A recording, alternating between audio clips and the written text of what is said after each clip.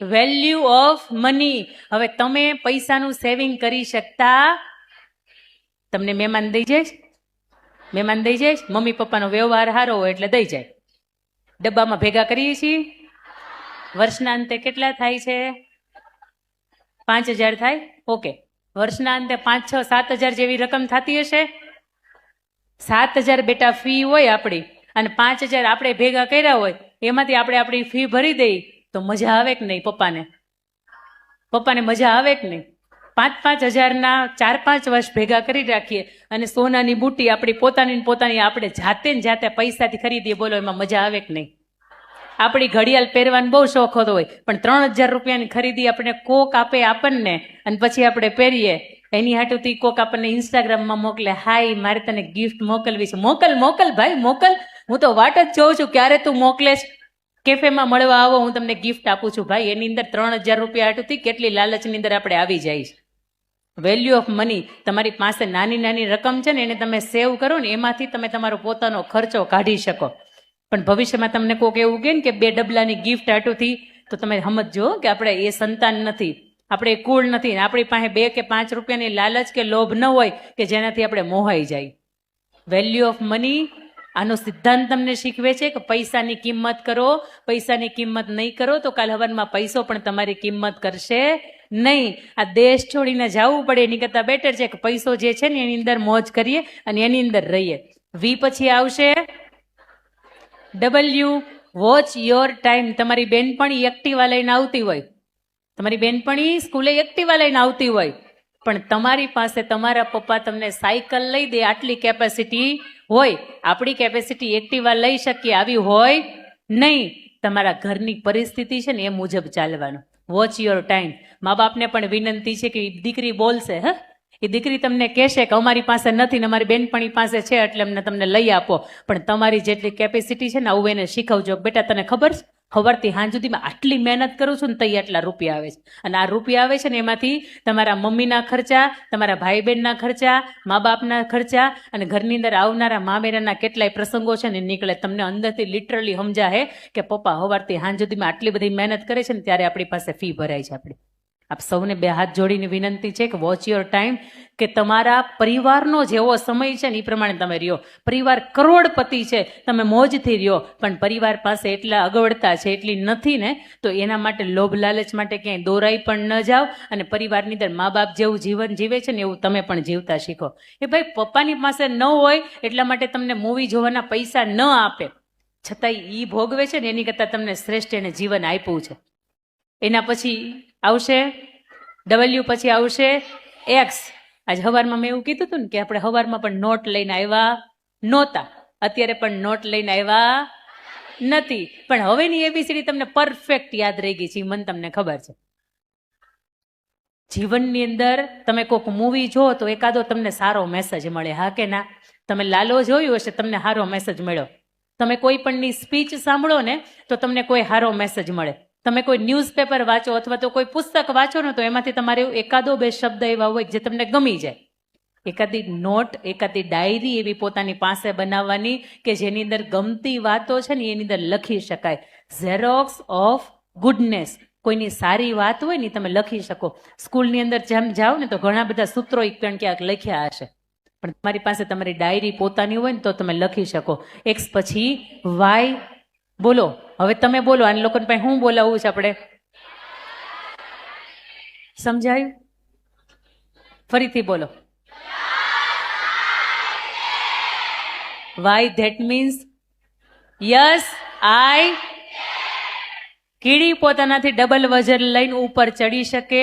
કાગડો ઘડાની અંદર પથ્થર નાખીને પાણીને ઉપર લાવી શકે. કરોળિયો કોઈ પણની મદદ લીધા વગરનું ઘર બાંધી શકે. કાચબો હોય સસલા કરતા પણ તેજ ભાગી શકે. અને ઓલો કાચીડો સમય બદલે ને એની જેમ પોતાનો રંગ છે ને એનું પણ પરિવર્તન કરી શકે. આ બધાય કરતા આપણી પાસે વધારે છે. શું છે? બુદ્ધિ. તો એ બધાય કરતા બુદ્ધિ વધારે છે ને, તો આવો તમે કે હું પણ જે ઈચ્છીએ ને એ આપણે કરી શકીએ. બોલો, કરી શકાય કે નહીં? Yes I can. વાય પછી શું આવશે? હવે યાદ રાખજો, હવે યાદ રાખજો. સવારમાં મેં જે તમને ઝેડ ની વાત કરી હતી, હે, 0 to હીરો, એમાં એ વ્યક્તિનું નામ શું હતું? હા, કેટલી વખત મેં બોલાવ્યું હતું? સાચું બોલજો. 3 વખત બોલાવ્યું હતું ને. આમાંથી કોઈ એવું આજે કે હું એકાદું કંઈક ઇનામ આપતી જાઉં? હા, ઇનામની લાલચ. યાદ કરો ફટાફટ ફટાફટ. સવારમાં જે ઝેડ ઉપરથી મેં નામ વ્યક્તિનું યાદ કરાવ્યું હતું, તમે સમૂહમાં બોલો, તમારું ઇનામ ગયું. એનું નામ હતું માત્સુશિકા કોનોસુકે. શું નામ હતું? તમારા જીવનમાં તમે કોઈક સારું કામ કરો ને બેટા, હે, એટલે તમને કોઈક ધક્કો મારવા વાળું હોય, તમને કોક ના પાડવા વાળું હોય, તમને કોક ત્યાંથી કાઢી મૂકવા વાળું હોય. આ માત્સુશિકા કોનોસુકે નામનો વ્યક્તિ, આ તમને લાઇટ દેખાય ને, લાઇટ, એ લાઇટની અંદરના સોકેટ બનાવવાનું કામ કરે. એટલું સરસ મજાનું સોકેટ બનાવે ને, અને પછી એનો માલિક જે હોય ને એને દરેક જોવો મેં એટલું સરસ કામ કર્યું છે. એટલે એના માલિકને બીક લાગી કે આને જો હું મારી કંપનીમાં રાખીશ ને તો કાલ સવારમાં એ કંપની એની ઘરની કરી લેશે, એ મને જવાબ પણ નહીં આપે, એને કાઢી મૂકે છે, કારણ કે તે ખારું નથી કામ કર્યું એમ કરીને તેને કાઢી મૂકે છે. એ માણસ ઘરે આવે ને તો વિચારે કે મેં કામ સારું કર્યું હતું, છતાંય મને એને ડિમોટિવેટ કર્યો. તો હું મારી જાતે ઇલેક્ટ્રિક સોકેટ બનાવું અને ઇલેક્ટ્રિક સોકેટ બનાવીને જાપાનની ગલીએ ગલીએ વેચું. આજે તમે ને હું પેનાસોનિક નામના પાવરના સેલ વાપરીએ છીએ ને, એ કંપનીનો માલિક એટલે માત્સુશિકા કોનોસુકે. ગેરેજની અંદર કામ કરનારો વ્યક્તિ વિશ્વનો શ્રેષ્ઠ માણસ થઈ શકે. એલોન મસ્ક, એના જીવનની અંદર 3 વખત 0-0 થઈ ગયો છે. ગેરેજે વેચાઈ ગયું હતું. પત્નીએ તે 2 વખત છૂટાછેડા લઈ લીધા, ત્રીજી નવી પત્નીને આરે રહે છે.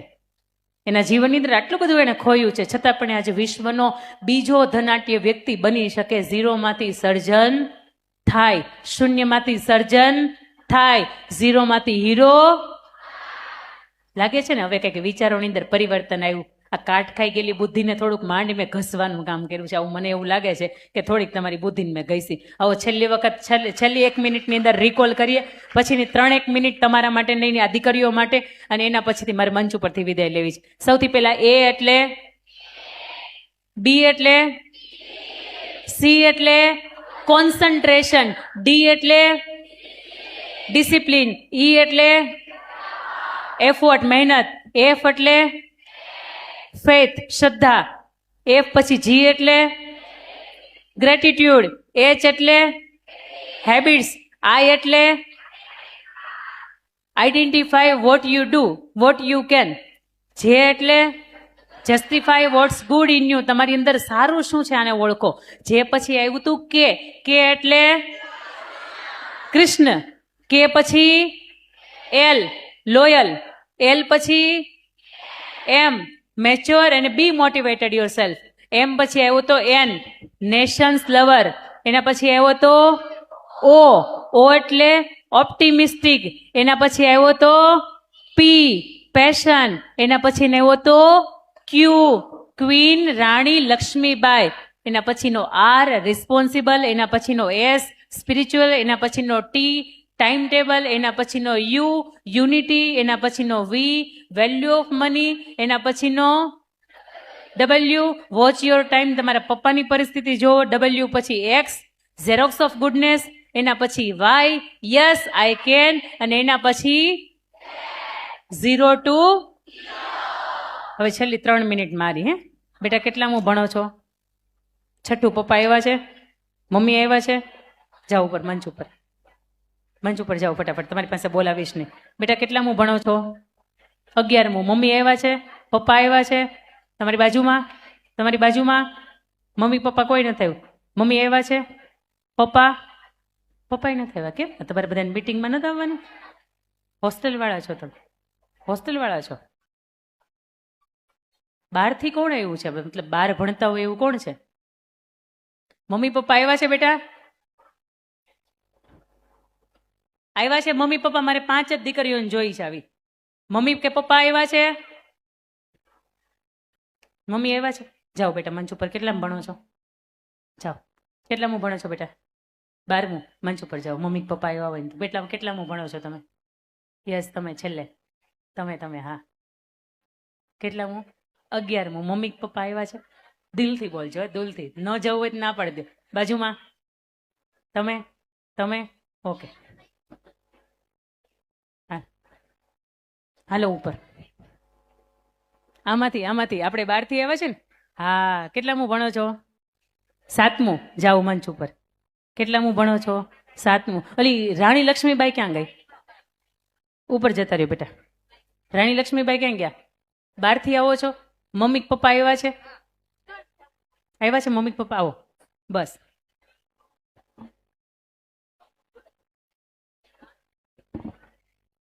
જતા રહ્યો મંચ ઉપર જતા રહ્યો. ભગવાન નથી મૂક્યા એટલે વાંધો નહીં, ચપ્પલ પહેરીને પણ જઈ શકો. આવો વચ્ચે આવો ફટાફટ. એના મમ્મી પપ્પા બિલકુલ રાહ નહીં જોતા. અહીંયા ફટાફટ આવો. એમની દીકરીઓ જેટલી પણ છે ને અહીંયા દીકરીઓ પ્રમાણે આવી જાવ. એના મમ્મી કે પપ્પા જે પણ વ્યક્તિ હાજર છે ને આવો. તમે મમ્મી? હા, અહીંયા બેઠા છે એમાંથી દીકરીઓ. તમે આ બાજુ ઊભા રહ્યો, આ બાજુ મારી સામે મોઢું રાખીને આ બાજુ લાઈન કરો. મારી સામે મોઢું રાખજો તમારું. લાઈન કરો આ બાજુ. જાઓ બેટા. તમે કોણ છો? એમના મમ્મી છો? અરે વાહ. આ બાજુ બસ. તમે આમાંથી કોના મમ્મી છો? આના. અહીંયા પહેલા ઊભા રહ્યો. ફટાફટ આવો. તમે ન્યા ઊભા રહ્યો. તમે ન્યા ઊભા રહ્યો. તમે અહીંયા ઊભા રહ્યો. બસ. તમે કોના મમ્મી છો? ચોથી દીકરી. અહીંયા ચોથા લાઈનમાં ઊભા રહ્યો. ફટાફટ. અહીંયા જેટલા ઉપસ્થિત છે એમના મમ્મી કે પપ્પા બેમાંથી એક કોઈ પણ વ્યક્તિ હાજર રહ્યું છે ને એક ડિસ્ટન્સની સાથે ફટાફટ આવો ઉપર.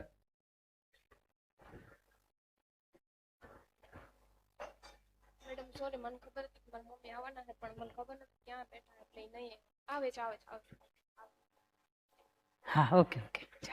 તમે અહીંયા ઉપર આવી છે ને તમારા મમ્મીને ખબર છે કે આપણો હીરો ઉપર વયો ગયો. આવો.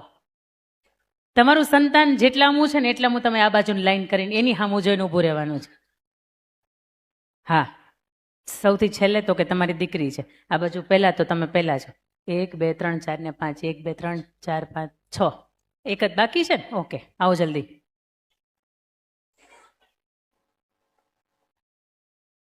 આવો. ચાલશે. ચપ્પલ પહેરાવ્યા છે બેન, ચાલશે. ઉતાવળ રાખો આવવાની.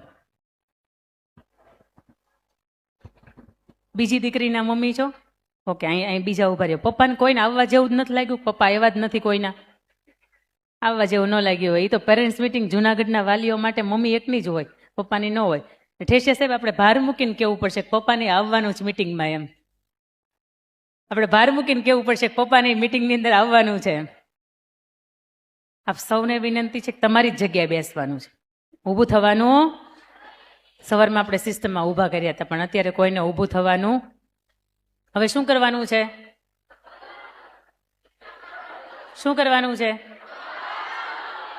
આંખો બંધ કરવાની. તમારે રોવાનું નથી. તમને આંખમાંથી આંસુ નીકળે ને તો રિયલાઇઝ કરજો કે ક્યાંક આપણી ભૂલ થતી હશે.